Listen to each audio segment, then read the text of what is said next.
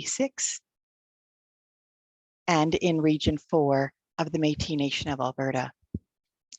We know some of these people as the Cree, Saulteaux, Blackfoot, Métis, Dene, and Nakota Sioux, although they have their own names, which we will learn in time. I also wish to recognize that others have joined us virtually across Alberta and British Columbia, from lands that have been home for quite some time for many other Indigenous peoples. We are all treaty people, beneficiaries of the peace and prosperity the treaty brought, and we're all committed to working toward the equity and justice the treaty promised. So welcome, bonjour, tansi. Thank you to each and every one of you for being here with us today. We're so very pleased to be able to welcome those of you who have participated in the Teen Mentoring in Schools Collaborative Community Network as part of AMP, as well as those who are new to AMP. We're really glad you chose to spend your time with us this morning.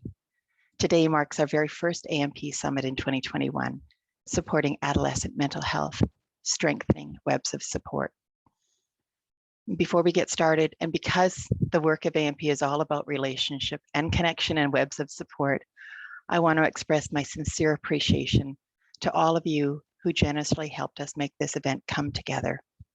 Shannon Whalen and her team of tech hosts from the Calgary Regional Consortia, our brilliant AMP team, Caroline, Rochelle, Kim, Tanya, and Andy, as well as Derek, our keynote speaker, other presenters, and youth panelists.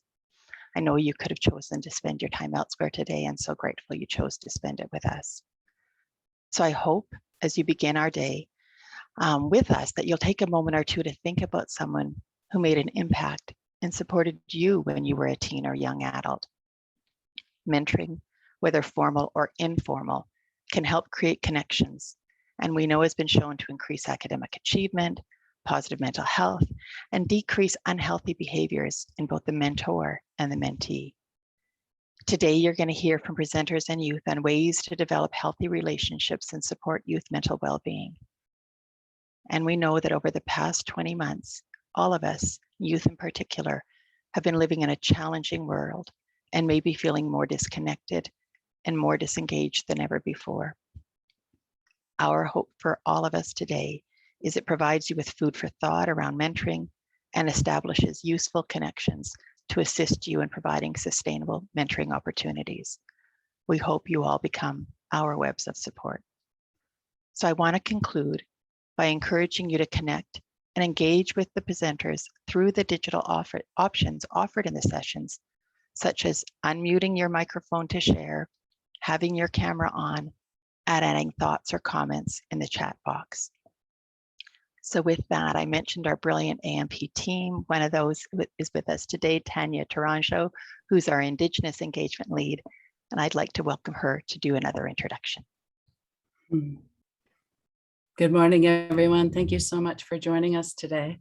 My name is Tanya Tourangeau. I'm the Indigenous Engagement Lead with AMP, and I'm Dene First Nation, originally from the Northwest Territories, but joining you here today on Treaty 6 land in Edmonton.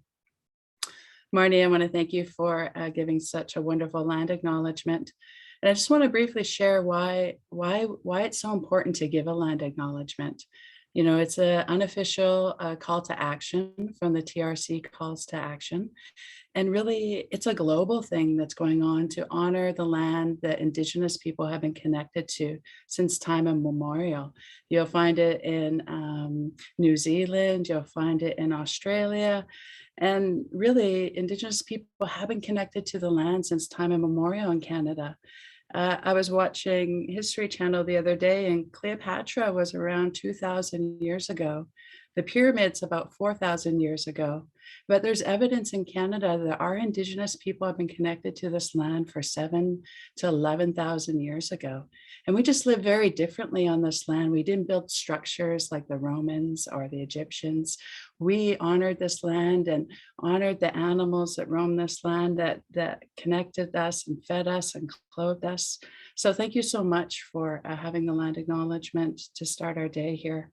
I'm really honored to be introducing Bernard Dumas from Bent Arrow. He's going to be starting us off on a great foot, because one other thing that we do as Indigenous peoples, when we start meetings or when we start important events like this, we like to start with a prayer and just asking the Creator to bless us and to ground us in this day. So with that, I'm going to ask Bernard to share with us and honor this day with us. Thank you, Tanya. Good morning to all of you with the Alberta Mentoring Partnership Program.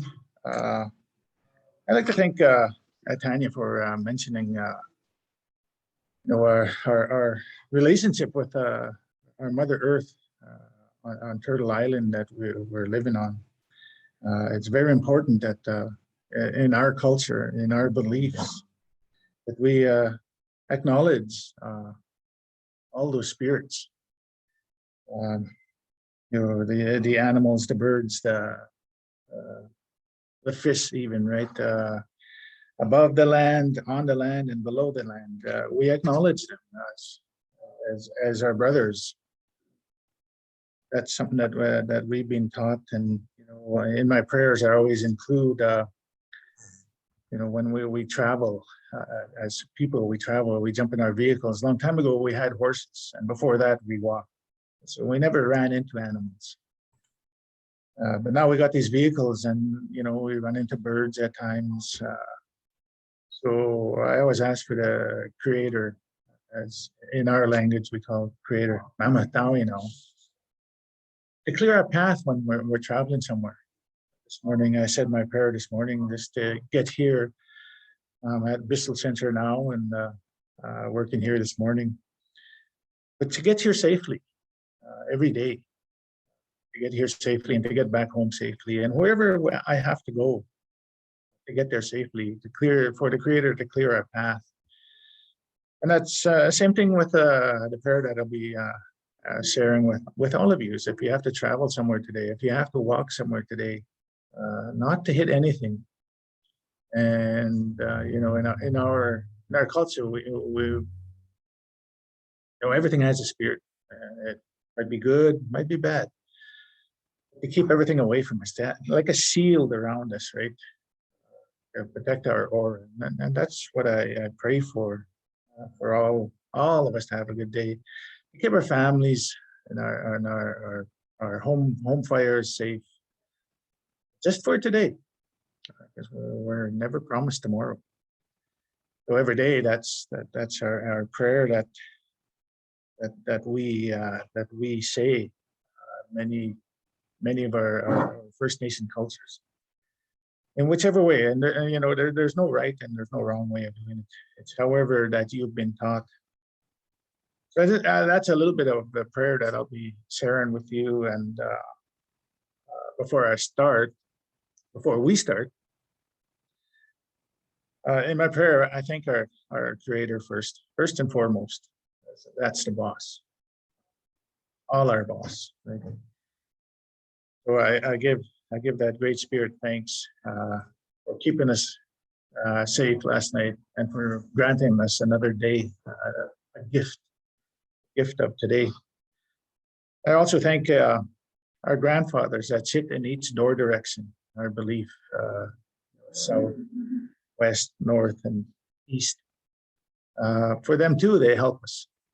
And I also thank our Mother Earth, our grandmother, the moon, and our great-grandmother, the universe, is that they also keep us, and they provide this food for us, and the medicines and everything that we use, our Mother Earth provides. So I give them thanks.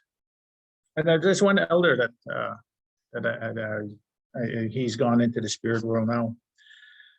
And when I first started my journey, he explained it this way, that in the sweat lodge, we were going to a sweat lodge, and generally there's 4 rounds. And the first round, he said, is our Thanksgiving round. He said that's kind of similar in our prayers. And that's what I was sharing with all of you, is when we give thanks to the Creator and our grandfathers and our grandmothers and our own spirit helpers. just for today to give thanks. And then once I give thanks to them, and then our intention, the intention of all of you talking here today to have a good meeting. So our ears, we can hear, we can see, we can speak kindly, and things progress in a good way, the way it was supposed to be. That's what I'll be praying for, and I'll be using my language, which is Cree, from northern Alberta, Little Red River, Cree Nation. And once again, I'd like to thank the Treaty 6 territory that we are currently on. Well, I don't know if you're all on Treaty 6 territory, but right now I am on Treaty 6 territory, so I shouldn't lump everybody together like that. I don't know where you're all from, but with that, when I say my prayer, I'd like to ask each and every one of you to also pray. If you have smuds, to light your smuds. I'm going to be using buffalo shades. It's our, I guess, how can I put it? I guess in a simpler way to put it, it's like our phone.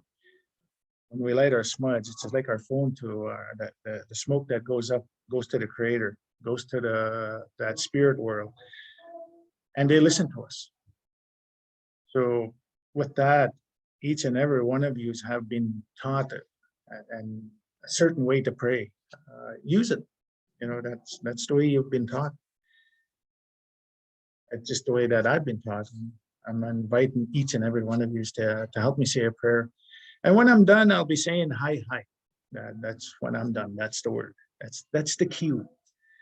And I got my coworker sitting beside me, and I think he wants to sing a song. I'm not too sure. I'm hoping he is, but yeah, he agreed to.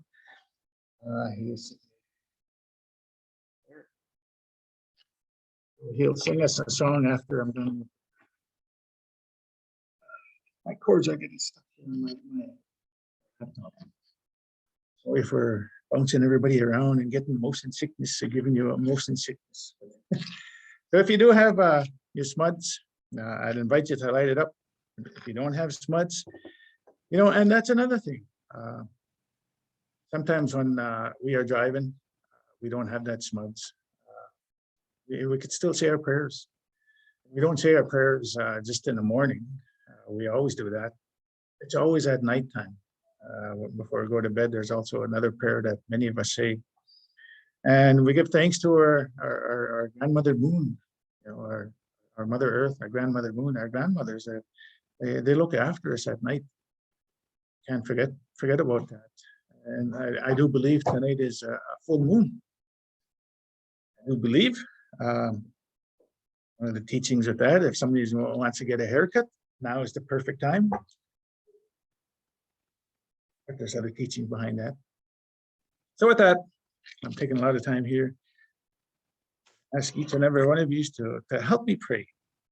And you know, when we smuds, we got to remember. Can everybody hear me properly? Just give me a thumbs up. Okay. But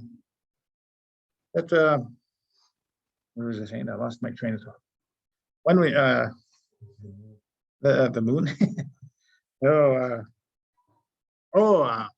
If we don't have smuds, it's okay to say our prayer, even if we don't have those smuds. Sometimes when we're traveling, we don't have that smuds with us handy, and sometimes, you know, we hear bad news. We could pray anytime without the smuds.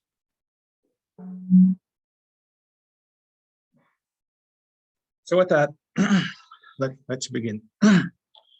How tao no how ke kapistige naksimantu how naskumten no to sa piakisaga ta samana pimia ego se mia no mi abacheta muskamatuya kimiwichituya kedatahia higuama naskumten how skomos to sasni sikasyan gisto na masumno akya ganuihtamik na maswati mo kitiayapik gisto gamanas kung nawanotose kego se kisto pichamuya pisukumoya wichuya natahya ego amay nas kung na gisto kaskomos to sasni sikasyan Hawan gawin na ski ko no tips ka pisam no to go tayo.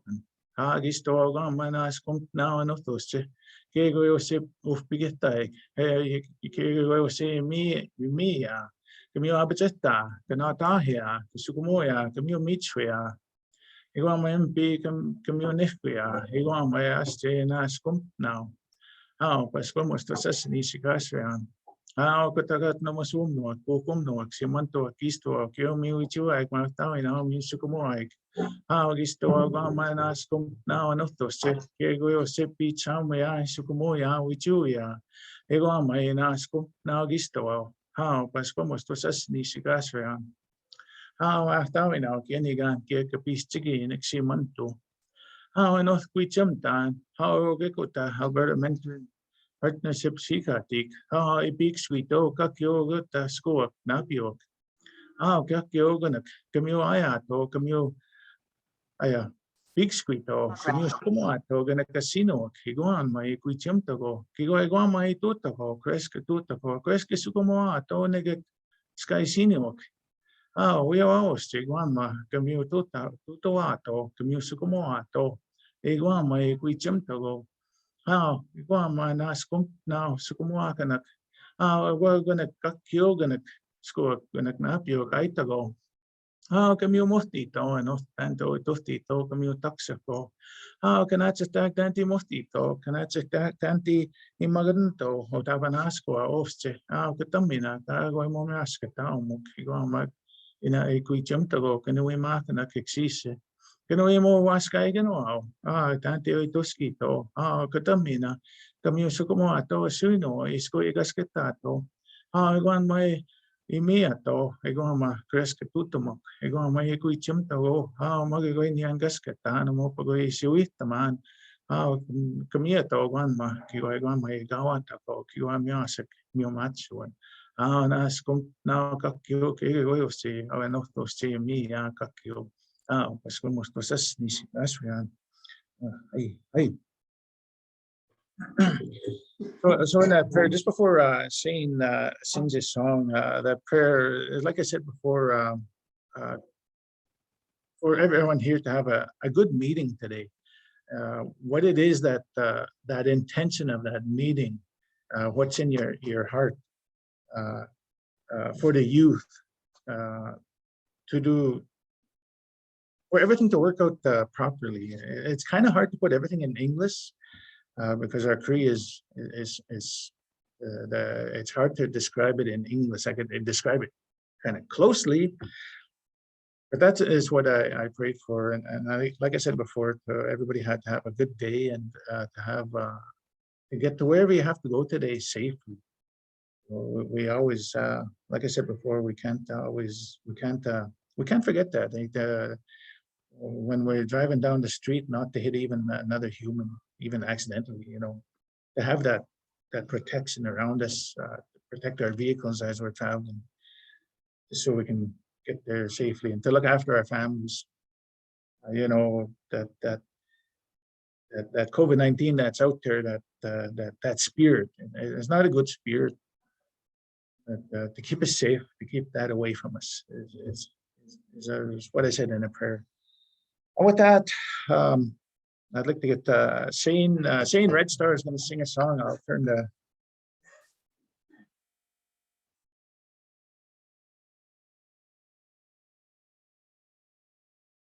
Hello, good morning, everybody. My name is Shane Red Star. I'm from White Bear, Saskatchewan. I'd like to thank Bernard for asking me to sing a song for you all. It's always an honor to share the gift of song with everybody. It's one thing that I was taught as a singer growing up in the age. I started when I was 8 years old. When called upon to share the gift of song, it's healing. It's a prayer. I'm not to refuse, so it's always an honor. So I'd like to sing a song for you all today to start off the day in a good way for you. And I thank Bernard for the beautiful prayer. And I bid you all a good day throughout your day. Good blessings. The song I'm going to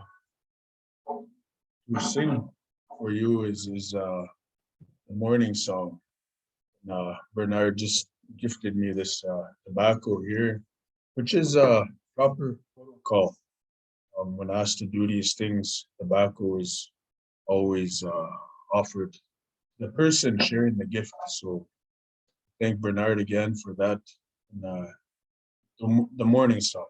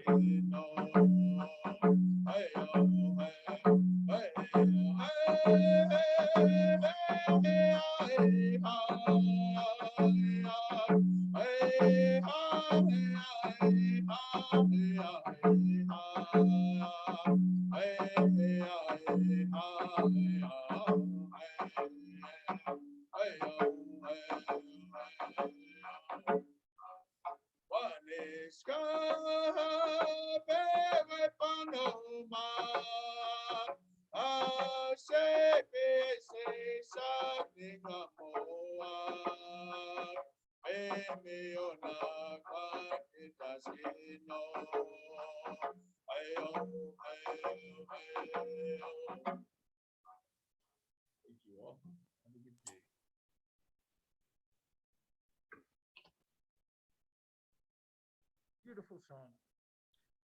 Have a great day, everyone, and have a great Summit. Oh, Bernard and Shane, thank you so much for starting us off this way. We are so blessed. Thank you so much. You both have a wonderful day as well, a safe day and a safe journey back home at the end of the day. Thank you, Shane. And with that, I'll hand it back to Marnie. I actually think, thanks, Tanya, that really was quite moving.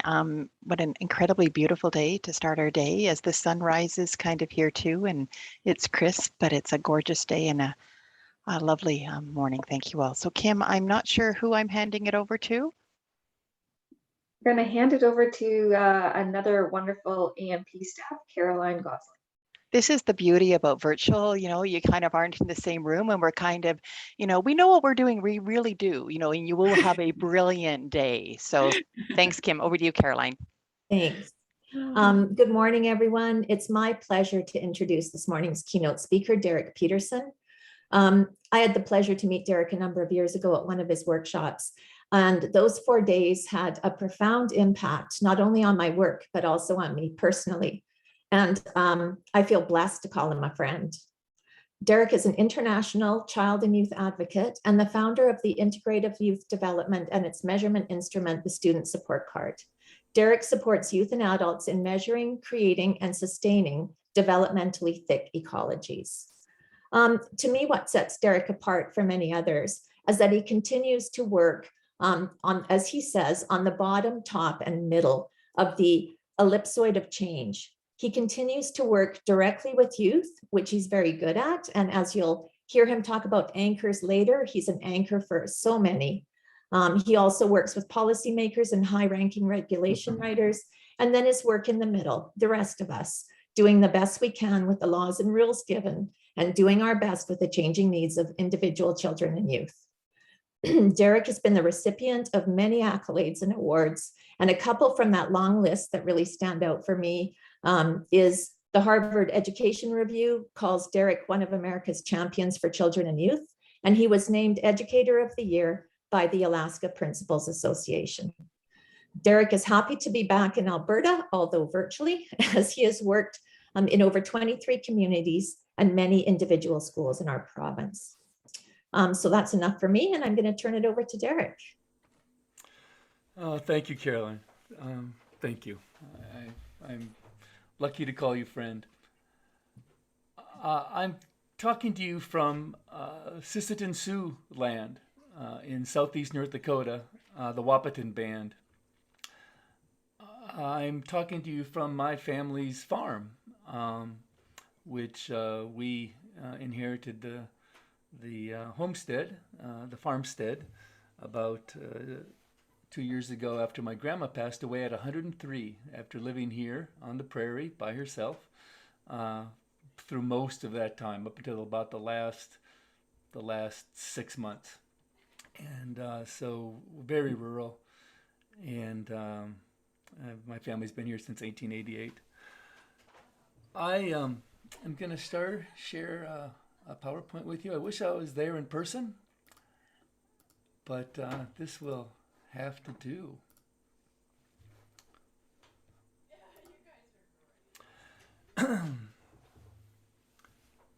We call this the full color web of support, and I'm going to explain that to you real quickly, why we call it that. What got me wondering about this, I am a counselor. I received my master's degree in counseling in 1986 from a university in the States, and I wasn't very good at it. I found it wasn't a good fit for me, and I found I wasn't using my life very well. And I got thinking about counseling. Not saying counselors aren't important. Counselors are way important. My brother-in-law is a psychiatrist for the Mayo Clinic here in the United States. He's very, very important in people's lives. What I was concerned about was I didn't think that every kid that was coming through my office needed a counselor. I think they needed what back then in the 80s, I thought they needed a family, because that was my paradigm. Like, these kids needed, past tense, a better family. Well, they got what they got, right? They got what they got. We all got what we got. There was no, we didn't choose our families from a list of families offered by the Creator. Most religions and faiths and cultures of the world believe our births are accidents. And I read something in college as an undergrad, for the first time I was exposed to classical literature, from Tolstoy. And the first line of Anna Karenina is this: happy families are all alike. Every unhappy family is unhappy in its own way. And that haunted me since the first time I read it, but it really haunted me when I was doing my transition from being a counselor to doing something else with my life. If I was there in person, right now we'd be playing with balloons. And if you see in front of you, this is actually a short clip of a workshop we did in, I believe it was Calgary, before the pandemic. And so that's what would be happening right now. So we talk about moving from seeing kids in black and white. Black and white is good kid, bad kid, rich kid, poor kid, kid from a single parent family, kid from an intact family, kid from an intact family with double income, kid from an intact family with single income, kid from an intact family, or kid from a large extended family. Those are often black and white descriptions, and we think that growing up in Canada, in Alberta specifically, and around the world is far more complicated than the labels that sometimes our reductionistic science forces us into. I am a scientist, I am a researcher, and I've tried really hard to measure in full color instead of black and white. So you need to know my biases, because everybody has a bias. Scientists have a bias, researchers have a bias, youth development people. I was raised rural. I was raised on the Standing Rock Reservation and right near the Fond du Lac Reservation in Minnesota and here in North Dakota. I'm not Lakota. I'm not Anishinaabe. My parents were Bureau of Indian Affairs teachers back when I was a child, and And you don't get to choose where you were raised, but everyone on this call knows that where you were raised are way important. I mean, it informed you, it informed your life. And so while I am Norwegian, jeg snakker litt norsk, I forstår litt norsk, I also have, I also was very well loved and very well webbed up by folks in Standing Rock, in the village of Cannonball, and in Moose Lake, Minnesota. So I am, that informed my life. The way I grew up informed my life. And so I've lived on a sailboat. I didn't own a television for 23 years just because I found that it scared me and made me focus on things outside of my locus of control. And I've walked 2,000 miles of the Pacific Crest Trail. I have about 600 left. I founded my first youth center when I was 15 years old in my small town with the direct support of my mayor and one of my, I didn't know it at the time, but one of my anchors, Clayton Hartman. I was named one of the 10 emerging leaders of the American West. And the only reason I say that is because that scared the heck out of me, because I didn't want to be what that man would have become. So I didn't.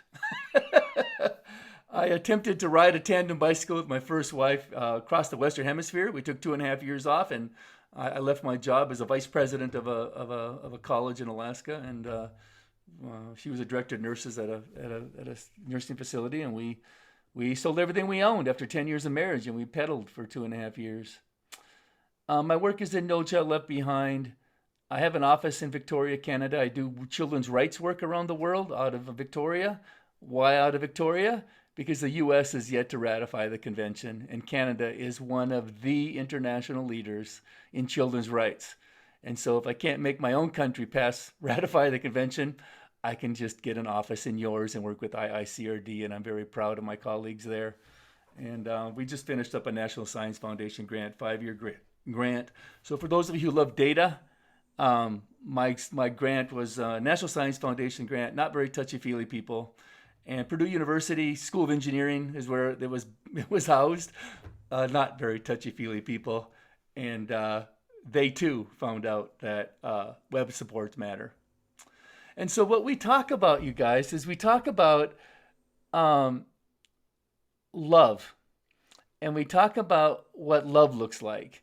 And that works for most people, teachers, faith community leaders, mentors, volunteers in youth programs, neighbors, parents, for sure. I love my kids. But it doesn't sometimes work real well with Purdue School of Engineering or with National Science Foundation grant. So you can also call it support, depending on your audience. So we can measure support. We can measure, really, love. I'm not the first to do this. I won't be the last. But there are, I stand on the shoulders of giants. Many, many people before me have worked to measure love, and they've informed my work. So I'm going to show you something here. I'm going to move to my other camera here. So I'm going to show you something called the napkin talk, and the napkin talk is quite simple. Some of you on this call, I'm 60 years old, and some of you on this call might be my age or close to my age, and you might remember, like I do, when you were a kid and showed up in first grade or second grade from your local school, do you remember that the size of your crayon box was an indication of your parents' social class or amount of disposable income? And do you remember that some kids came to school with boxes of 8 or boxes of 16, that coveted box of 40, and of course the coveted box of 64 Crayola crayons. And you got to wonder at school, like, oh, that kid has come from a big family, because they had to buy 12 boxes of crayons, whereas I was the oldest child in my family. They only had to buy 1 box, so they invested in the 40 box. Do you ever wonder when we all stood there with our boxes of crayons that first day of school? Think about it. Who had the sharpener in the box? It was the kid was 64. But if the teacher gave us a coloring assignment and I had my box of 8 or 40, and I'm coloring at the same rate as the kid with 64, who needs the sharpener? Me. I'm the kid with 8. Not the kid with 64. He's got a whole bunch of crayons to draw from and pull from. And your work with the Alberta Mentoring Partnership is this specifically. You as mentors and the people you train to be mentors and the people you reward for being mentors, the people you acknowledge for being mentors, they're adding crayons to the box of Crayola. They're the difference that makes a difference. And so what I do is when I'm sitting on an airplane, this is the honest to God truth, and you are sitting next to me, and often I used to live on airplanes before COVID, and people would ask me, what do you do for a living? And that's a very Western question. It's a question that that First Nations, American Indian, Alaska Native people don't typically ask right away, but we Westerners ask, what do you do for a living? If I don't want to talk to the person in the seat next to me, I say, I do systemic school improvement around US and Canada. And we don't talk. They will not ask me another question like, oh, that's interesting. But if I want to talk, and I usually do, because I believe in my work, I'm a zealot, I say this: I can measure how much love your kid feels and correlate that to their likelihood of thriving and their likelihood of avoiding risk behaviors, drugs, alcohol, suicide, depression. And every time I say that, they say, what? Every time. And I say, I can measure how much love. What I do for a living is I can measure how much love your kids feel, and I can correlate that to their thriving and their avoidance of risk behaviors. And they say, tell me more. And I say, I pull out my napkin, because there's usually a napkin on an airplane, a little service napkin in the seat pocket. And I draw a sun. And I say, love. And what you do is you drop love, right? Because everybody loves their kids. I've sat with people who say, I love my kids, who've just hurt their kid terribly, but I love my kid. I've sat with people in the policy level who say, but I love kids. And they will not, they do not give out of their own pockets, nor do they pass policies to support the developmental ecology of children in their city, in their province, in their state, or their country. And so we take this love, this feeling of love, and we drop it through a prism of science. Because love, that bright white light breaks into 7 colors of the rainbow. And you all know that those colors are Roy G. Biv. And so Roy G. Biv is what love looks like in our work, and red is the rule of 5. Red simply says that every child, every teenager needs at least 5 caring adults in their life. Now, these 5 can be mom, dad, grandpa, grandma, uncle. And if you've got that 5, you won as Warren Buffett says, the ovarian lottery of life. If you got those 5, mom, dad, grandpa, grandma, uncle, mom, dad, 2 uncles, and an aunt, you won the lottery of life. Some kids have a mom, dad, 2 teachers, and a coach. That's pretty dang good. Some kids have mom, dad, dad's best friend, mom's best friend, and a English teacher in the high school. Some kids have a single mom, 2 teachers, and a big brother, big sister, and a youth employer. Some kids have a single dad, 2 teachers, 2 people from the church, synagogue, temple, or mosque. Some people have a foster mom, foster dad, 2 teachers, and a coach. Some people have a foster mom, foster dad, 2 teachers, and a big brother, big sister from that program. Some people have a dad, and 2 teachers, and a coach. what we learned in our work, which was revolutionary back in starting in about 1998 and really got solid in 2004, was that every kid needs at least 5. And I'll tell you more about that later. Because these 5 give out tangible supports.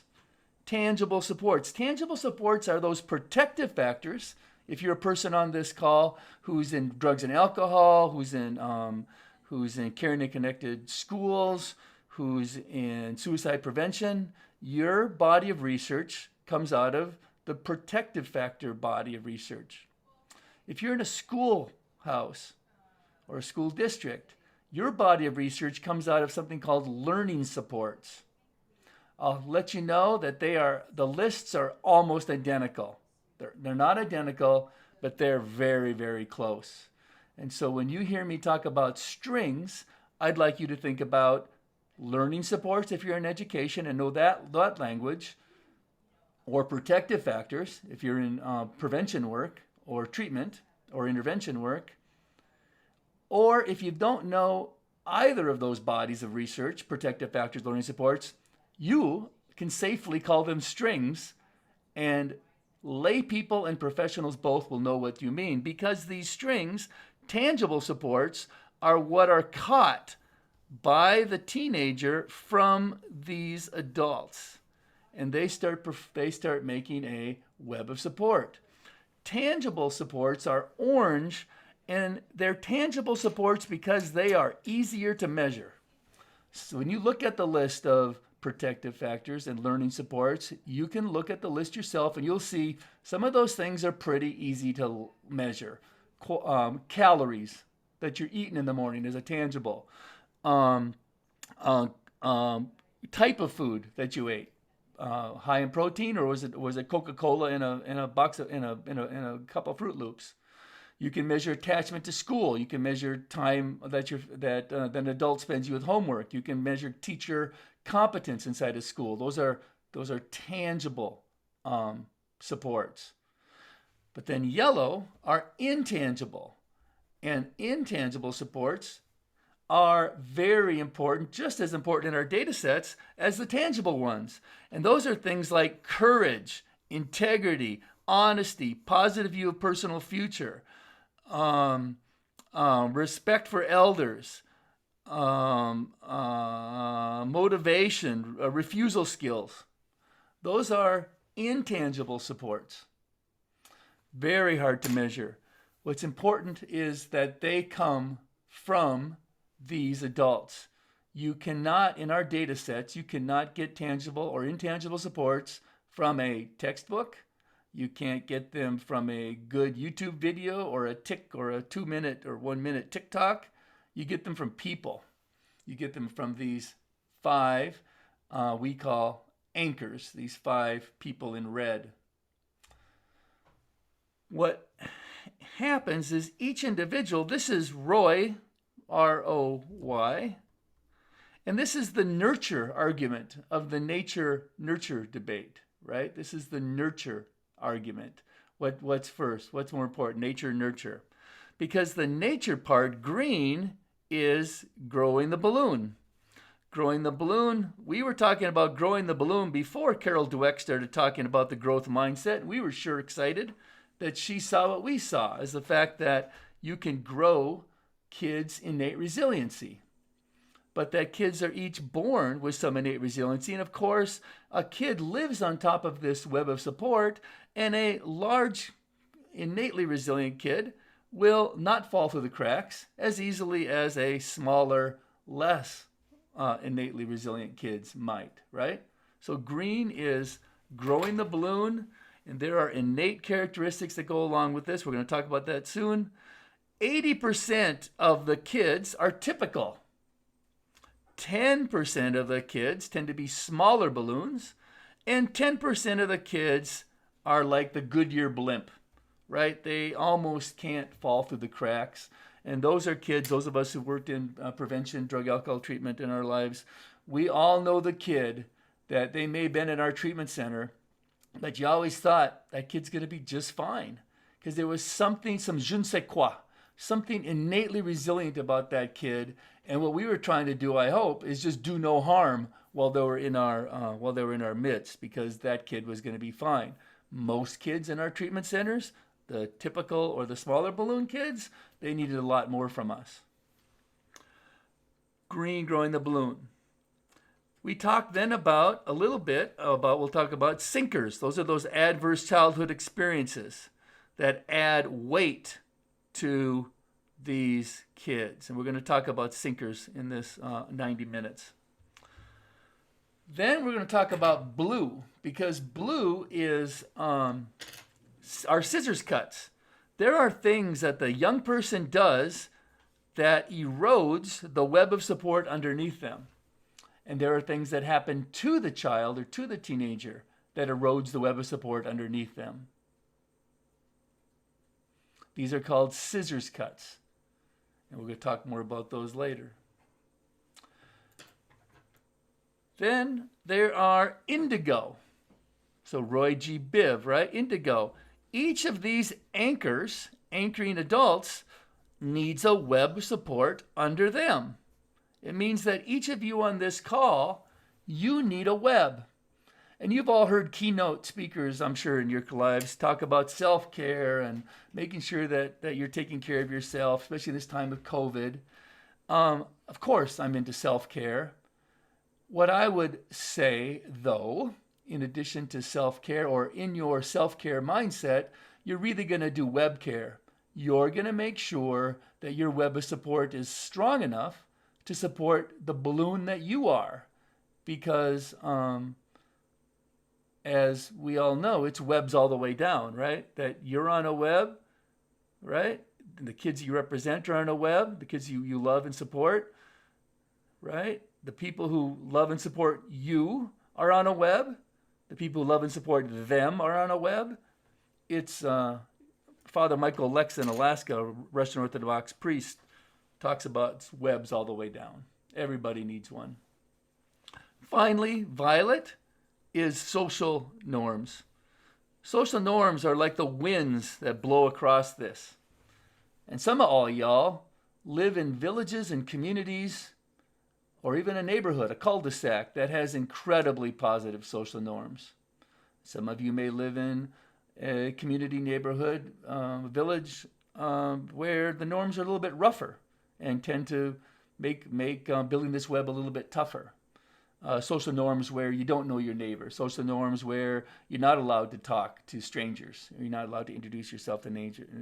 Social norms where everybody's so busy they don't have time to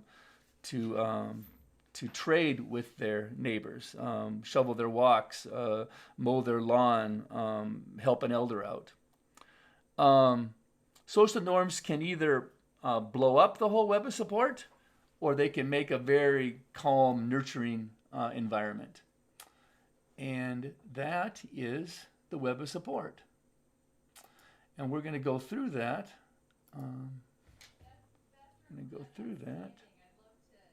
Right now. But first, Shannon, because it's at the 10:30 mark, we're going to have a breakout, because I'm not much of a talking head, and if we don't get to do balloons and yarn and have all the fun that we usually have when I do trainings, you're going to have to at least talk to each other, because if I don't model what I teach, I'm teaching something else.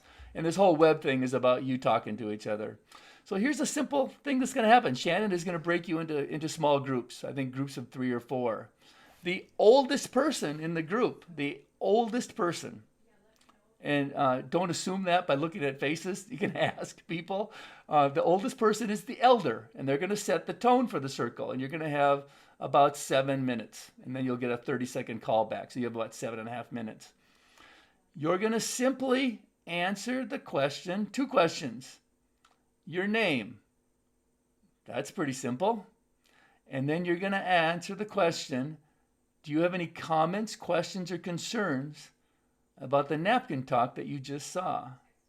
Your question is simple. Your name.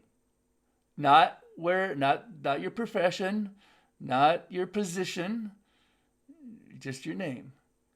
And do you have any questions, comments, or concerns about what you just saw, the napkin talk? Shannon, Are we ready? Yep, we're ready. I'm just gonna open all the rooms here, so people should start moving soon.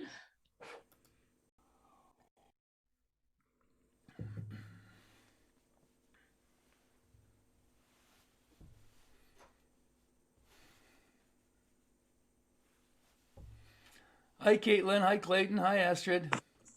Hello. I'm 60. Am I the old? Am I the You oldest? might, you might. I'm the big 40. I hit my 40th, so I'm there. Okay, you're aspiring. Yeah, I'm getting there. All right, all right. Well, I'll start. I'm 60. So my questions, comments, or concerns is I always have is how am I going to do this whole thing with another hour, right? Because usually these trainings are 2 days, 4 days, and I've done it so many times on Zoom. I'm so eager to get back in front of people with you all, shaking your hands, patting you on the back, listening to your stories. I leave for Alaska tomorrow for several days of work again, so things are opening up. But I always wonder, how am I going to do this justice in an hour? And so, Clayton, I'll pass it to you. So my name's Clayton. And probably my question about the napkin talk would be the 5 adults in the youth life. Is that according to your perception of who those 5 adults would be, or who the child identifies as, who they look to as a leader or mentor? Because those, from the child's perspective or from the youth's perspective, an adult could identify that person not as a good mentor. So they could think that they have great support, but they're being pulled towards maybe some negative influences there. Yeah, that would be one of my questions, and just revolving around, how those, that the concept of that intangible support really kind of hits home of like, yeah, how do you develop that good character, the good, the courage, the integrity, right? Like, because I'm part of kind of a program that does a lot of like those type of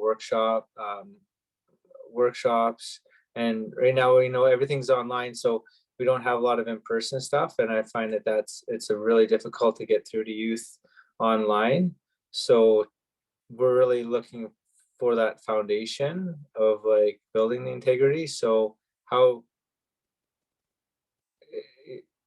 yeah, what are some of those abilities to, some of those methods?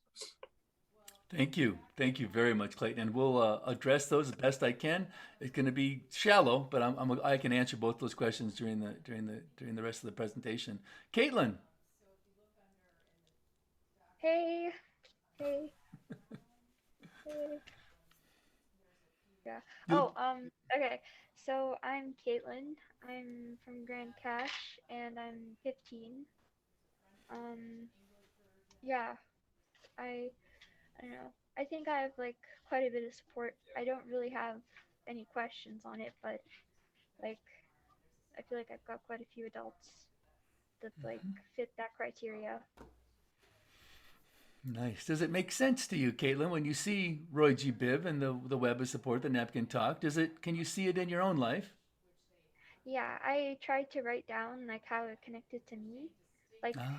I didn't, yeah, so like I wrote down like some of the adults that like I like have in my life, and then like what I have and what I didn't have. And then I didn't get what sinkers were. Like, Hmm. did we talk about what sinkers were? Or are we gonna get into that We later? did. We're going to get more of that, Caitlin. But thank you. It's a great question, and that's a question that's very timely. Well, Caitlin, at 15, I'm way glad that you made time to be here, and I hope that the next hour shed some light into who you are, yeah, and how you become more Caitlin. That's what's fun. Astrid, how about you? Hi, I'm Astrid and I'm in Sylvan Lake.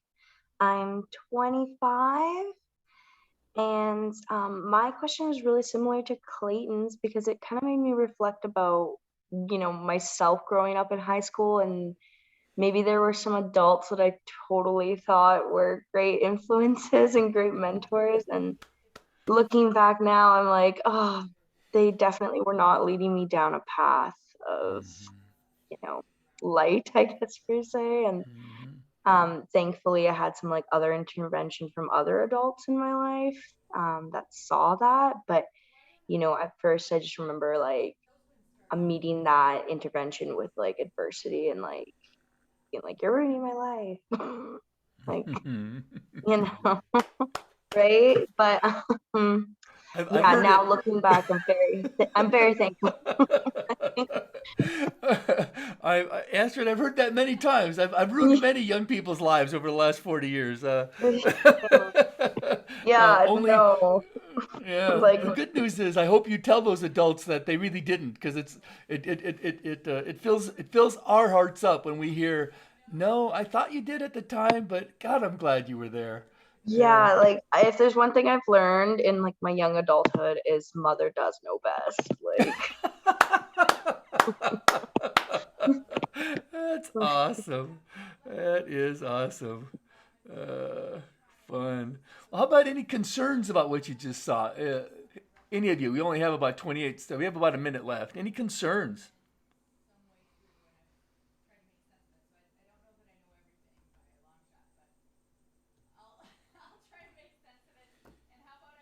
Oh, somebody. Astrid, are you muted? I guess like I said, like yeah, it just kind of relates to that. I'm like thinking of like kids I work with now directly and some of the people that they kind of have in their lives and stuff. And that's they may, like I said, they may have that same perspective that I did, where they may think like that person's like guiding them down a good path, and really they're not. And I can see that, but the youth I work with don't tend to see that. So Awesome. Awesome. We are going to address that, Astrid, for sure. Thank you. You guys, thank you for spending a little bit of time with me. I sure appreciate it. I'll see you soon.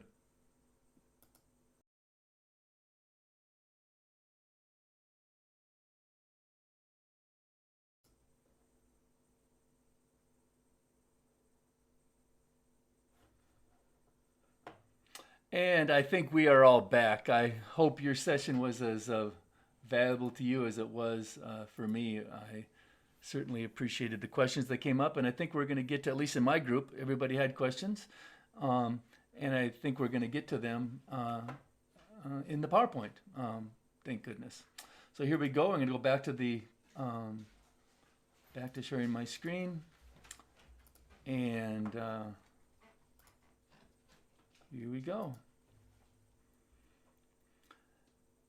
Our target. We're incredibly youth focused. Why I got into this work about 35 years ago was because I saw a whole bunch of programs not necessarily meeting the needs of the kids who most needed them. And I saw the programs sometimes in Alaska and other places in the US blaming the teenagers for being incorrigible or having all kinds of other labels versus the program's effectiveness on the trajectory, changing the life trajectory of kids. So very kid focused. So that is one of my biases. If it doesn't matter to my kids, it doesn't. If it doesn't matter to a specific kid, then what I do doesn't matter. And so we can measure this web of support through something called the Student Support Card Snapshot. It is not a simple survey. It's a battery of surveys. It takes about 2.5 hours to get what you see right in front of yourself. But we have thousands of kids who've taken that. Not only a few in Canada. St. Albert has had a school in St. Albert. Onaway has used this, but not many schools in Alberta yet.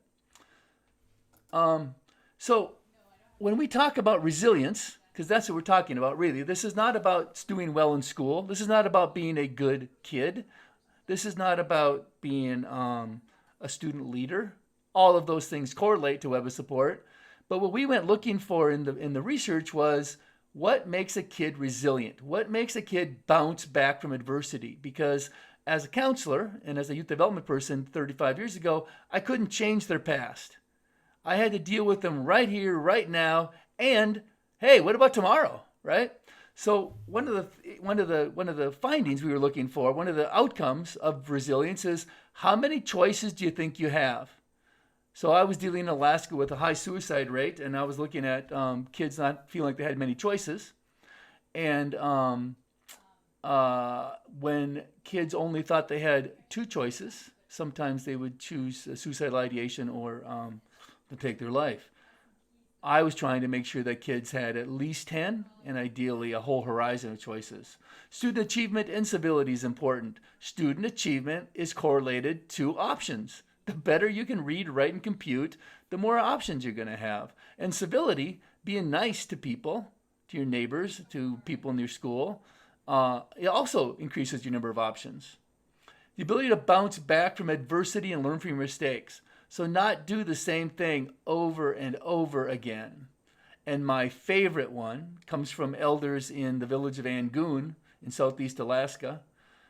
Their standard for resilience was to live, love, connect, participate, and contribute well. And our work really did start in Alaska. That is our initial data sets. And many of my colleagues who have visited me in Alaska and the communities I work in say, Derek, I know how you learned this. You learned it from the folks in rural Alaska. And that is the honest to God truth. They were my teachers. So factor red, the rule of 5, power of more. Please know that the rule of 5 is a critical number. It is a tipping point number.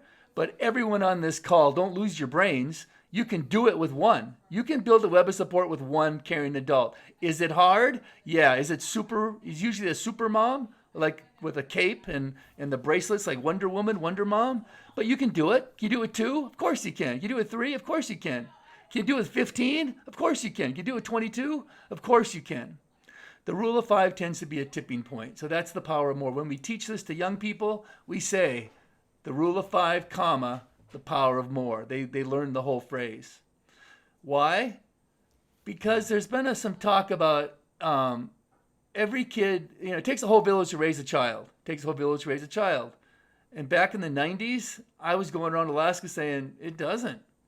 It doesn't. But every kid needs a personal village, and that's the web of support. People would always say in the audience, well, Derek, that's what we meant. I said, well, then you have to say it that way. Because if it takes a whole village to raise a child, it sounds like you can just release your balloon, your child, into the community and everything will be fine. And that's not how it works. No, that's not what we mean. I said, yeah, that's not what you mean. So every kid needs a personal village, and hopefully that personal village comes out of the village that you're living in. Call it a clan, call it a network, call it a tribe, call it a family. Whatever you call it, whoever you are, you need one. So from a survey standpoint, we ask, this is not our data set, guys. This is just a simple way to start the conversation with your kids at home or in your heart if you want to think back to when you were 15. Or Caitlin is 15, so Caitlin could do this right now. So Caitlin, just picking on you, Caitlin, you can make a list on a blank piece of paper if you wanted to. And that list would be, who are the adults who really care about you right now? Who care about you? Who would care if you didn't show up to school on time? Who would care if if they saw you walking down the street? Who would think, oh boy, Caitlin, that's too bad she's walking. It's cold. Should I give her a ride? Who would care? Who cares about you? And then from that list, and that list could be 2 people, could be 15 people, could be 30 people. You're going to circle the names of the people who expect more out of you than you expect of yourself. Who are the names of the people you just made on your list who have high expectations of you? All of the folks on this call who are professionals, you know that there are 2 gateways in youth development research to become connected. One is high expectations. There's almost, there are hundreds and hundreds of citations on high expectations. But high expectations are not just being a hockey coach and screaming skate harder from the sideline, right? That High expectations is more than that. The other gateway, by the way, is to see the kid as unique in all the world and to be a treasure hunter. Look for the gifts inside them. Well, after you circle the names, Caitlin, then you're going to put a star after the names you circled of the people who could parent, teach, coach, guide, minister, support, and or mentor you into those expectations, who could help you get there.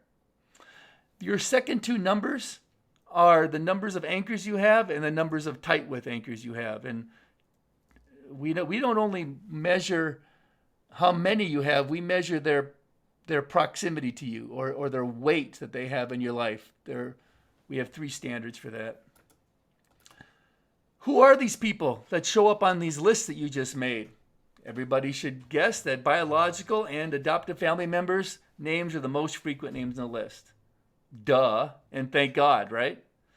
The second most often names on the list are friends of those biological and adoptive family members. Some of you growing up might have had your dad's best friend, was like an uncle to you, right? Or your mom's boss was like an uncle to you, right? Friends of family members. The third line of defense for the third area where kids pick up anchors are inside of a school building. Schools change lives, and we all know that. That's why we fund them. That's why we have them. That's why we fight for them. Schools change the trajectory of young people's lives. But it's not the school edifice. It's the people inside the school building, the teachers, the counselors, the school secretaries, the food service workers, the custodians, the school bus drivers. All of those people have a chance of becoming a kid's anchor.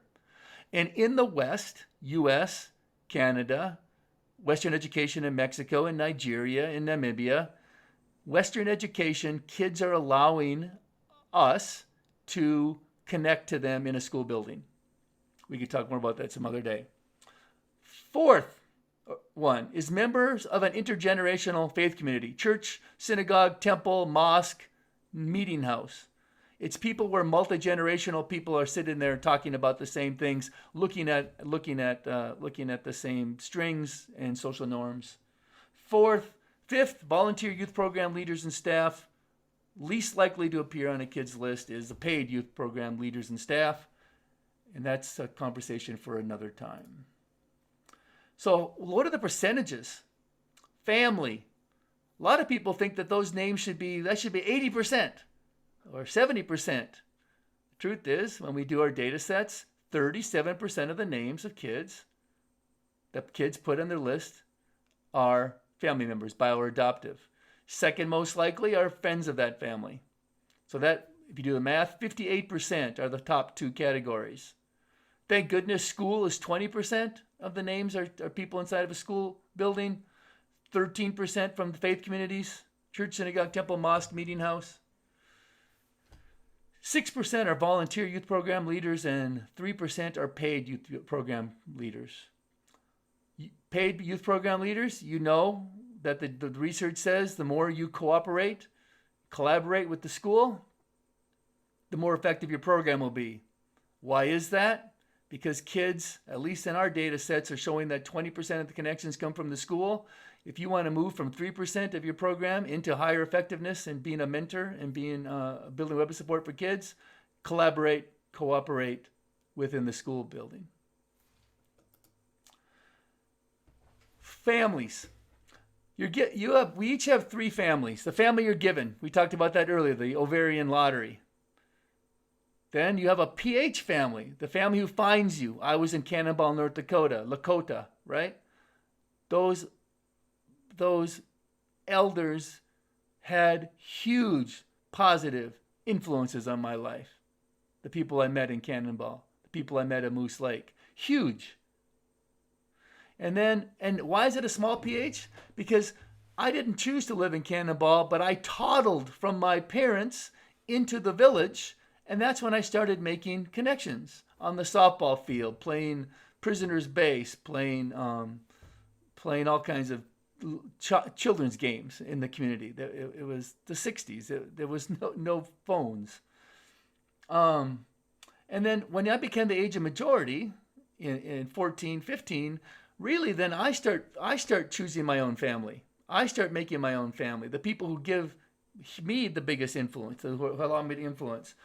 One of the folks on my breakout group, one of his questions was, who chooses who chooses who these anchors are? I told you earlier, we are very youth focused. The youth choose.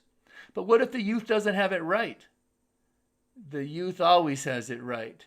Because the way the protection value of the web works is it's a perception. You may think that the kid has a thicker web than they have. But this is where depression comes in sometimes for our kids. They can't see it. They can't see the love they have because the depression is turning this full color world that they live in into darkness, right? Or that's why addiction turns your full color lens into total darkness pretty quickly, where there isn't much color, and where people don't. My kids who are addicted or my kids who are depressed, they can't see it, and so it's only through their eyes that I can see the issue. And once I see what they see, then I can support them better in helping them see what I see, the love that's all around them. This is a simple funnel, high expectations, and you see the kids as amazing and beautiful. That's your gateway. We call our anchors, we look for our anchoring traits as ACEs. It is intentionally a pushback on adverse childhood experiences, which I have a hard time with, and we can talk about that some other day. Authenticity, competence, and empathy. That's what kids are telling us that they're looking for in us adults. Are we authentic? Are we competent?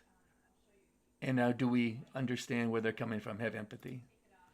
Schools and school staff, for those of you who work in schools here, this is from a very one of my favorite studies coming out of Southern California some years ago. Who are our best teachers? Our A-level teachers are competent and connected. Like, duh, right? They're a dang good teacher. They know their content. They know how to deliver lessons, and they're good with people, right? They got people skills. Who's our second best teacher in our schools? They're connected. God, they love kids, but they just don't quite have their lessons down yet, right? But man, they're in it for the kids. Those are our B-level teachers. Who are our C-level teachers? Competent and not yet connected. They're very effective teachers at delivering instruction, but they aren't anchoring any kids, and they don't connect to the kids in their classroom. And who are the people in our schoolhouses that we try to really not have there? Maybe help them find other work, are when they're not competent and they're not connected, because those folks in our schoolhouses don't have very much impact on the life of a kid, especially a thinly webbed kid. When we went looking for our data sets in the 2000s, I expected a bell curve. I'm a researcher. I expect bell curves everywhere. And that's what I went looking for, the number of reported anchors. So I thought the average would be 3. I thought the average number of anchors when I started measuring this would be 3. And here's what I found. That actually, we have an hourglass on its side, guys.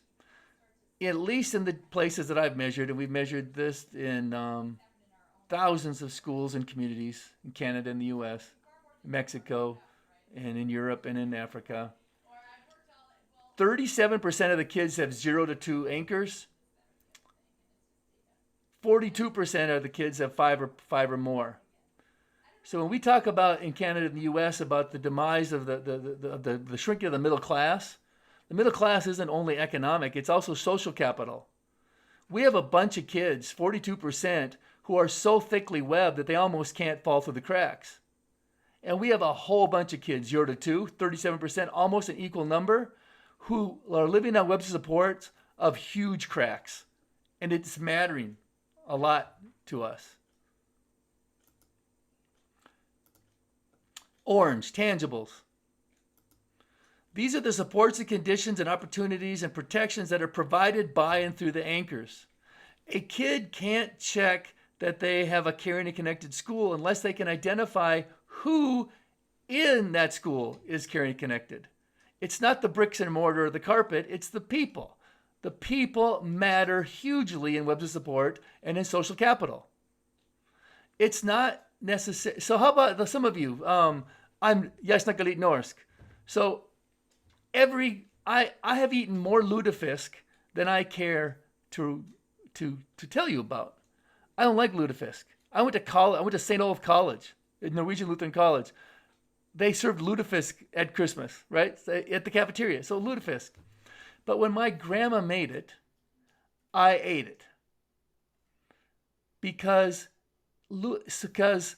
what I remember somebody saying when I was a kid was any food that you sit around a table with and there's joy and laughter and love is health food. Ergo, lutefisk was health food. And so is muskrat that I've eaten in northern Alaska, or whale that I've eaten in northern Alaska, or mopani worms that I've eaten in the Kalahari Desert with a community in Botswana. Any food that is eaten at a table surrounded with love, laughter, and connection is a health food. That's how to make a tangible a string. Yellow, intangibles. We talk all about, Canada's losing its values. What about these family values, these historical values? They're out there. They're all out there. But you don't get them through a very cool curriculum. And I don't want to pick on certain programs, but at least in the 90s, we were spending millions of dollars in Alaska on some programs that were trying to put character inside kids, and their outcomes weren't very promising. And when we started seeing our work and their work in full color, we started realizing, oh, it's a connection issue, not a content issue. And each of you on this call, if you say, do you have courage? You say, yeah. Our survey asks, who'd you catch it from? Who did you catch your courage? Who is your courage most like? Your dads, your moms, your grandpas, your mentors, your youth employers, your youth leader at your church, synagogue, temple, mosque, or meeting house? Who is your courage most like? Or your positive view of personal future? Or your empathy? Or your, all the intangibles, your integrity. Who's it most like? People pushed back on me a lot 15 years ago when we did our data sets this way because, Derek, it's not fair. Because you can have integrity and not know where you caught it from. Yeah, but if you know where you caught it from, I tell you what, I'll know a lot more about your integrity, and so will you. How does your net work? A lot of times in the Western cultures, we talk about, how are you? How are you doing today? A balloon question, right? How are you today? I'm fine. When I work in schools, when I work in communities and faith communities, my favorite question that people start asking is, how's your net working for you? How's your net working for you? Because a kid who knows our work well can go through Roy G. Biv pretty quickly and go, I lost an anchor or two. Because what that would inform you is you probably lost some strings, or those strings are getting pretty thin from the anchors that they lost. They would have the holes in their web would open up, right? Might make them more prone to scissors cuts, right? There's less people that they can practice their gratitude with indigo, caring for the carers, right? How does your network? In the West, we all talk about like money, right? Money's important in the West. Money's important in the whole world these days. What's your net worth? This work that we do is really about social capital. And because the way I grew up and where I work in the world, a lot of times from the slums of Nigeria, we have a big project there right now, and we have worked in some places that don't have a lot of financial money. They have huge amounts of social capital. And social capital is just as important, and in youth development, more important than financial capital. That's the slides I'll end with. As you build the web, the good stuff increases. You all know this. This is actually Search Institute data. Peter Benson was one of my 5. I couldn't be me without Peter, and I've sure built upon his work. Hawkins and Catalano, out of Communities That Care model. And a whole bunch of others. Wayne Hammond in Alberta, he's out of Calgary, and Bruce Perry. Bruce Perry was in Calgary for a while. I think he's in Texas now, but Bruce Perry came from North Dakota, like me. So, and if you build the web, the bad stuff tends to decrease. Doesn't get to zero, but it tends to decrease. So there you go. It matters, right? You all know that it matters. Search Institute data again. I use their data because it's the best. It's the largest pool of data. This is normed on about 235,000 kids. So that's pretty good data. Assets are protective factors and learning supports. They have a list of 40. Our list is about 160, but their list of 40 is really, really good. And I will stand by Peter's work until the day I die, that the more assets you have, the more strings you catch, the more likely you are to thrive and not fall through the cracks. The fewer assets you have, the fewer strings you catch. Doesn't mean you're going to fall through the cracks. It just increases the likelihood, right? So there's a correlation between anchors and strings. The more anchors you have, the more strings you probably have. There's a correlation between ROI, that web of support, and resilience. The fact that you have something to bounce upon, right? You have a trampoline. If you have a thick web of support, you can take some risks. And that risk may be going to college, trying to go to college, being a first generation college freshman. It may be starting a business. It may be some other risky behavior, right? There's a correlation. The more web you have, the more likely you are to bounce back, not have those risk behaviors happen. Or even if they are a risk behavior, not have a negative effect. Back when Barack Obama was president of the U.S. and George W. Bush, I would say to kids, you can't become the president of the United States without smoking a little pot, because both Obama and Bush said that they had. So what was their difference between their use of risk behaviors, a scissors cut, and interrupting their trajectory to become the president of the United States? If you read their autobiographies, both George Bush and Barack Obama were very thickly webbed, and both tended to be bigger balloons on pretty thick webs. There is a correlation between strings and thriving. The more strings you have, even if you catch it from one or two, the more strings you have, the more likely you are to have a thicker web and thrive. And then, of course, strings and not falling through the cracks. Factor green. This is this innate resilience that kids have. And you all know that kids are all different and unique in all the world. And they come to us with all kinds of talents. So we measure 5 innate qualities inside of the balloon. These are debatable. They are consistent with the big 5 personality types that most Western psychologists say probably are innate, probably are DNA based in some way. But they're not sacred. They're not. That's what a large body of psychologists tend to agree on, that these are 5, and they're correlated to that. So I'm not going to go there. Maybe I will. Can I go back? How do I go back?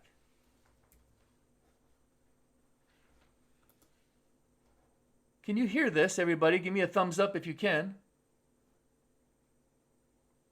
Maybe not. Okay. And I'm not going to do this. Oh, go ahead. I think you have to stop sharing your screen and then share with computer audio, and then you should be able to, we should be able to hear it.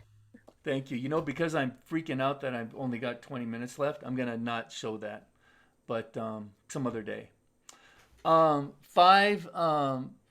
characteristics. We look for gender. Women tend to be bigger balloons than men.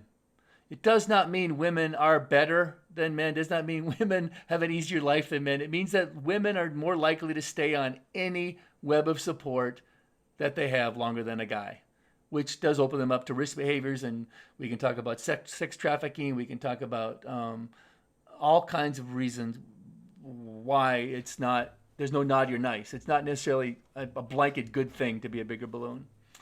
Now in our current world, when we have students who are being represented and who are identifying across the spectrum, we don't have data for that. We don't have data that a youth who identifies with more masculine tendencies or feminine tendencies, we don't have data on that. We simply have old school data that says if you are a female, check the box on our survey.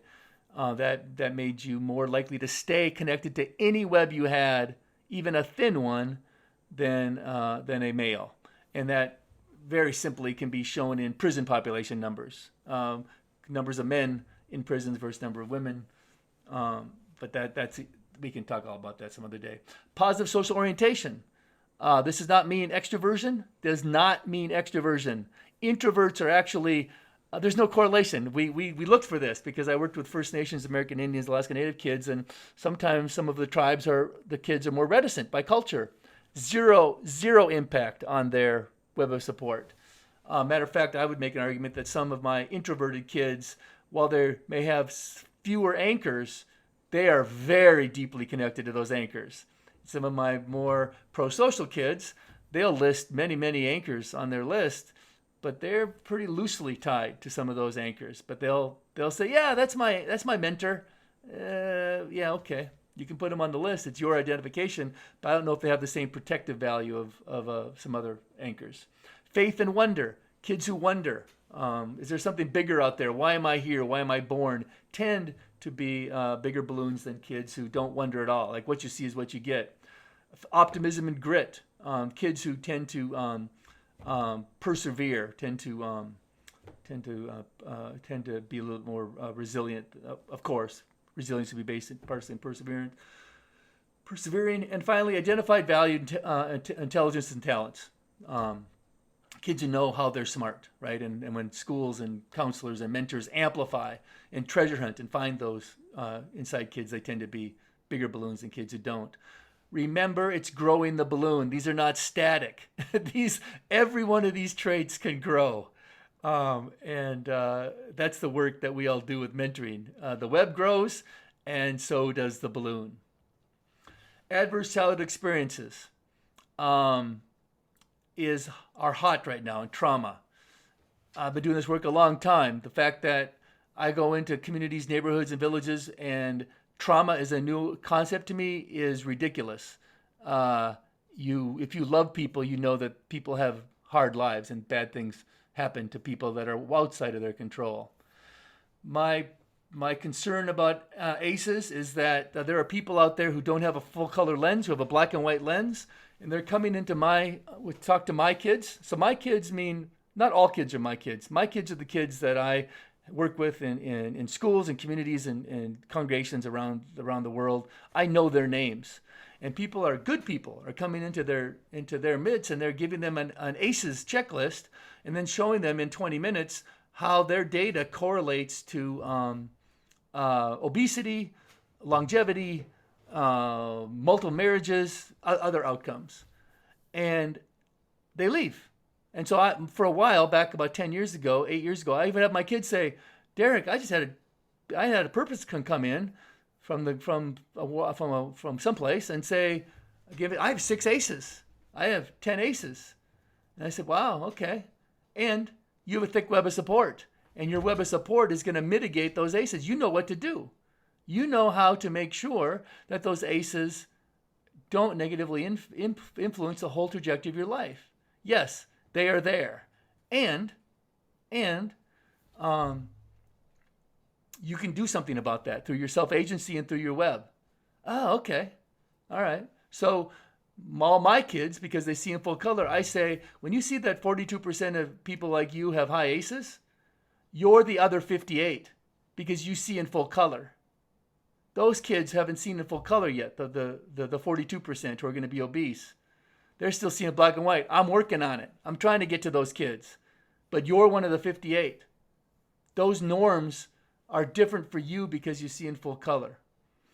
My kids will literally, how I let my kids deal with ACEs is they call them sinkers. They used to call them stinkers because we were doing this up in northern Alaska with moose culture at the Baskin villages, and they wanted to put moose pellets inside the balloon because when you had an ACE, it felt like moose poop.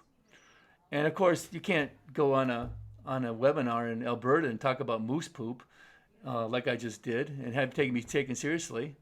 So they made them into sinkers, into fishing lure sinkers, because we're on the river. And I would bring a bunch of different, like you go to Walmart and you buy the different size sinkers, and I would let the kids choose their own pain. So where where the original ACEs, and I will drop names. Dr. Folletti and I know each other, and Dr. Folletti knows of my work, and he has said to audiences, to an audience in Santa Cruz, California, Derek's work will work. It'll matter. Because he's just measuring the presence of the sinker, of the adverse cell experience. I let my kids tell me, was divorce, because you can check the box, yes, my parents are divorced. Ergo, I have a sinker. I have kids who say, no, that's not a sinker at all. That's the best thing ever happened to me. So an ACE survey may judge my kid to have a sinker, but my kid's perception of that is not a sinker at all. I may have a kid who's has a incarcerated parent, and they'll pick up a little tiny sinker, or sometimes they pick up a big one. They get to choose their pain, not me, not anybody else. They get to choose the size of their sinkers, which is pivotal in my work. It's very youth-centered, as I said an hour ago. The web under you becomes the web in your head. For those of you who are doing work in neuroplasticity, those of you who are doing work in brain research, you all know that nurture informs nature, just as nature informs nurture. They are interconnected.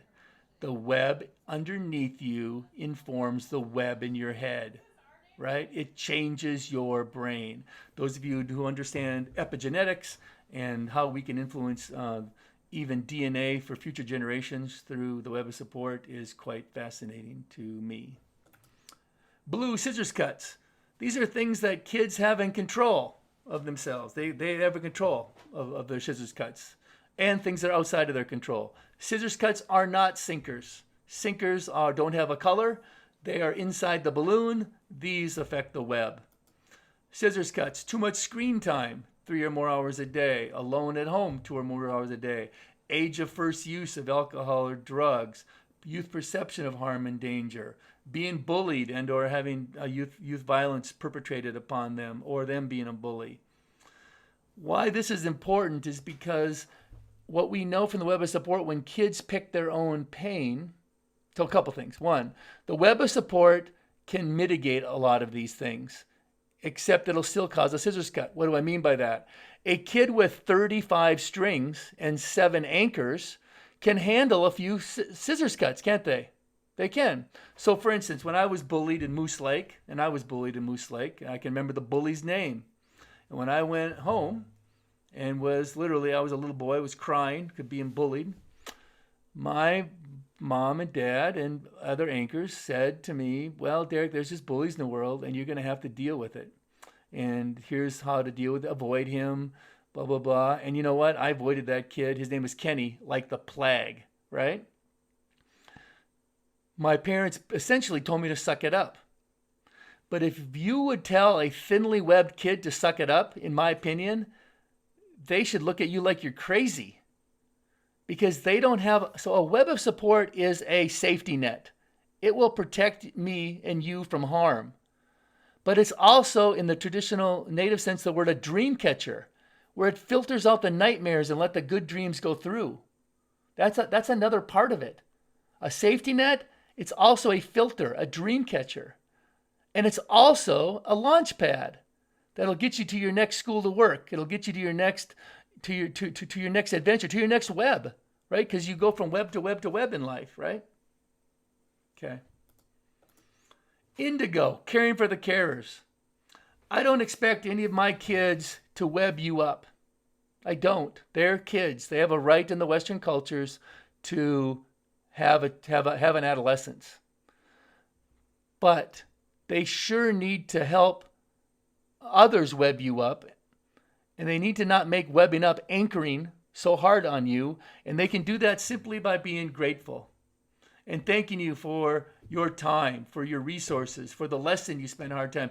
They have to be, as you are a witness to their life, they have to be a witness to yours.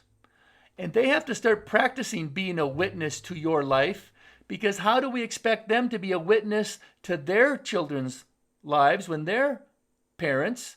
Or how do we expect them to be a witness to their community's lives, to their elders, right?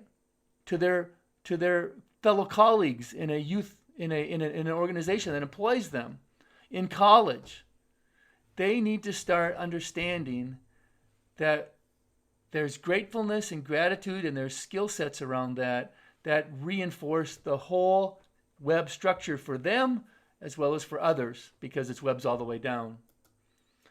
So we want kids to be aware of how connected are my anchors. And inside that connection, because friends and family, are there potential anchors for me in their connections?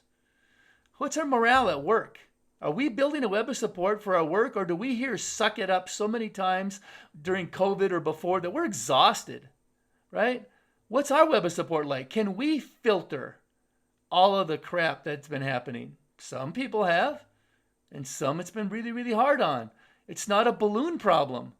It's a web problem. People's webs shifted during COVID. Opportunities for connection.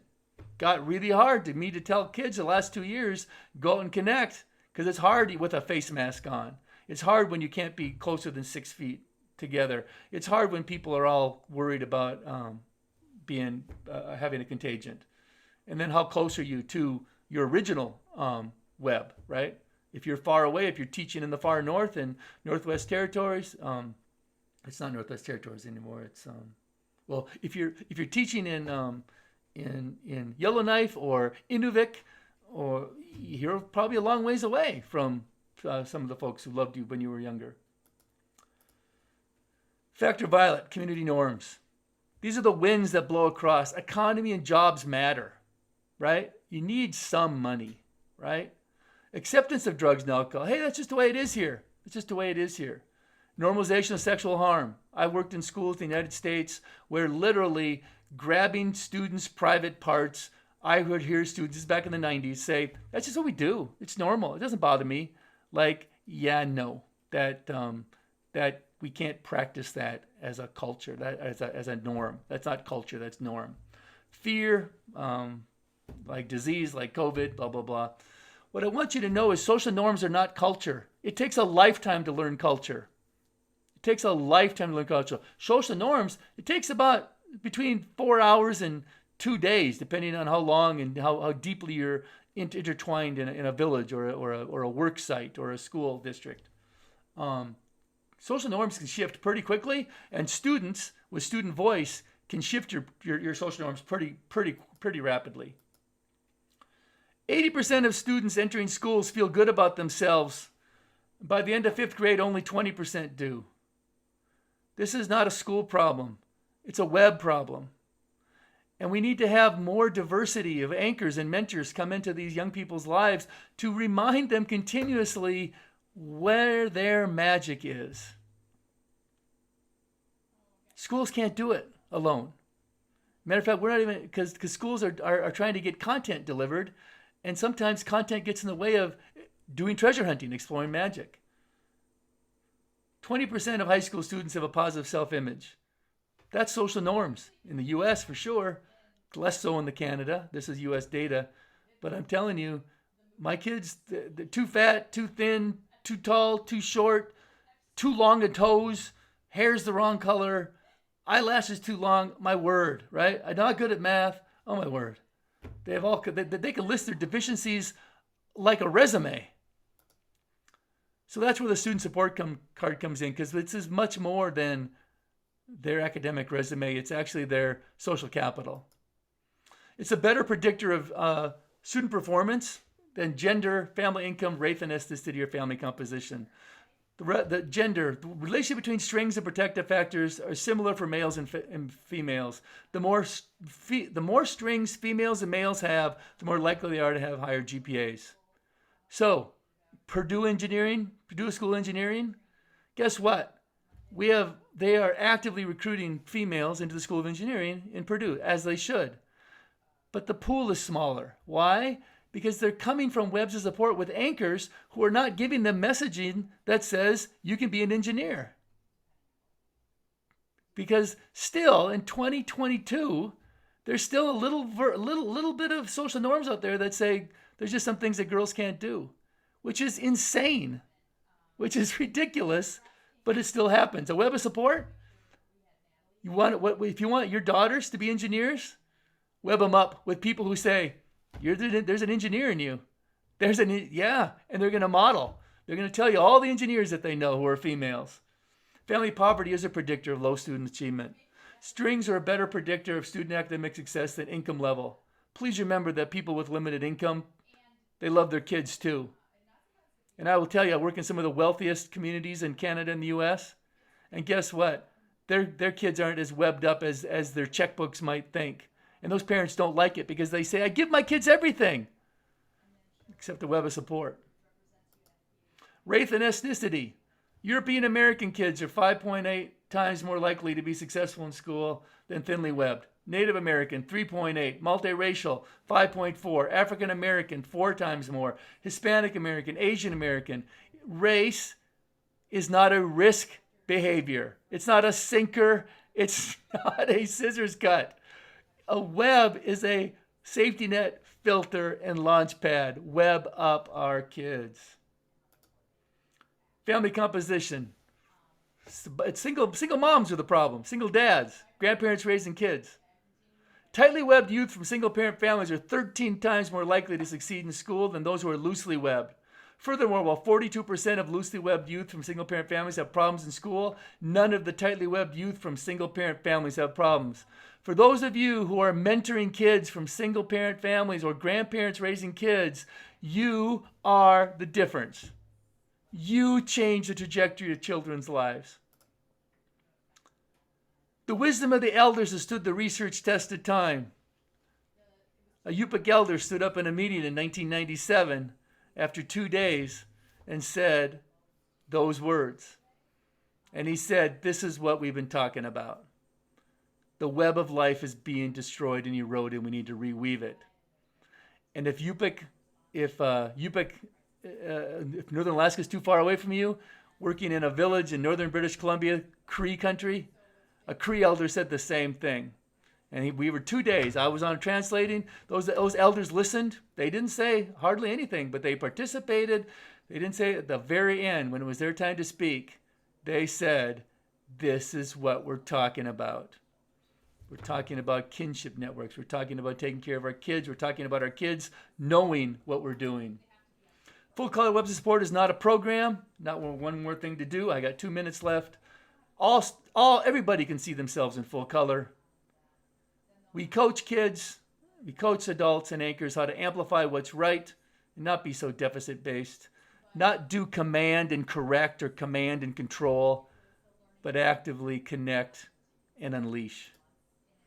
These snapshots are varied, that children all have unique experiences with their web of support. And from any one of these support cards, I will tell you, the whole goal is growth mindset, is to see if they can make that web get thicker and thicker in their lives and more intentionally. You guys, I wish I had more time. So this work is being licensed, and I'm 60. And if you notice, some people write a book. I've got a book out there. I've got many books out there. There's probably 350,000 copies of my books floating around. You probably see people write a book on mindset, growth mindset, Carol Dweck, or on grit, Eleanor Duckworth. And you notice that it's really fun after a while, until about 3 or 5 years in. Then what happens is people start doing derivatives on their work and getting it wrong. And then Carol Dweck has to get on the Washington Post and say, no, stop, you're not doing it right. Or Eleanor Duckworth says, no, you're not doing grit right. That's not what I meant. I have guarded this work very carefully in my career. And some people are mad, venture capitalists, like, Derek, this should be everywhere. No, it shouldn't. Because when it becomes everything, it becomes oftentimes in Western culture, nothing. It becomes the thing, the next thing. I've worked in some districts for 15 years. I'm not the next thing. I'm a teacher. I want to change kids' lives. I'm not a keynote speaker. I'll do it. But I want to affect the lives of kids like you all do. And so if you use this work, tell the napkin talk, right? Tell the napkin talk. But just know, if you want, we do offer trainings around the world, and being certified in this And it's all I ask is if you really think this is cool for kids, get invested and do it right. Because there's a lot more than I can tell you than in 90 minutes. And send me an email, have me questions, argue. I just thank you for your time. We're in Alberta. If you want to talk to people from Onaway, go up and talk to Onaway. We have trainers in Alberta, and I love my time there. You can find me at derek@icarus.com. That is my direct email. It is not a scam. It's my personal email. You can find me on Facebook, Web Support Card. Or if you want, we just opened our own social networking group called www.webofsupport.info. I got a little bit I love Facebook. I love Instagram. It's where my kids connect with me and my friends. But you know what? This is just for talking about full color. And we have about 100 people signed up already. If you want to play with us, and it really is play with us, and there'll be courses offered through there eventually. But right now, it's just a bunch of good-hearted people who really love kids and who see the world in full color. Because if you know it, you can grow it. And with that, Carolyn, I'm 2 minutes over. But thank you. Thank you so much, Derek, for sharing your work and your passion with us this morning. And I'm taking away so much. It's hard to pick anything, but I think I'm really leaving with that reminder about its connections above all else. And that's really where we need to focus our time and energy, and perhaps now more than ever. I also loved the idea of a treasure hunter. I think it's easy to look at deficits, and we need to refocus on, like you said, where are our kids' magic? Where does the magic lie? So again, thank you so much. And you really set the tone for our day, and we appreciate you making the time. And we hope to see you live in Alberta at some point in the near future. Yes. You folks, Caroline, thank you for the opportunity. You guys who are putting stuff in my feed, dose, thank you. Dopamine, oxytocin, serotonin, endorphins. I've got goosebumps. Thank you for your beautiful gratitude. Indigo, you're just strengthening the web under me. And I'm eager to come to Alberta when the time's right. Thanks, you guys. I love you dearly. I look forward to meeting you in person. Thanks, Carolyn. Thanks, everybody. Thank you, everyone. My name is Kim McConnell, and I'm a member of the AMP staff. We're now going to be moving into our wellness break. Before you head off to your breakout sessions, remember to take care of yourself. Get away from your screen, stand up, stretch, take care of some of your nutritional needs, and then refer back to the schedule for the links to the breakout rooms that will start promptly at 11. In order to protect the privacy of some of our participants, the breakout sessions enhancing natural supports for Two-Spirit and LGBTQ+ youth, and the role of race, ethnicity, and culture in youth mentoring will not be recorded today. All your sessions will end around noon today, so enjoy your lunch and then return back to this same room at just before 12:45 for the Minister of Children's Services. Enjoy your break and sessions, and we will see you after lunch.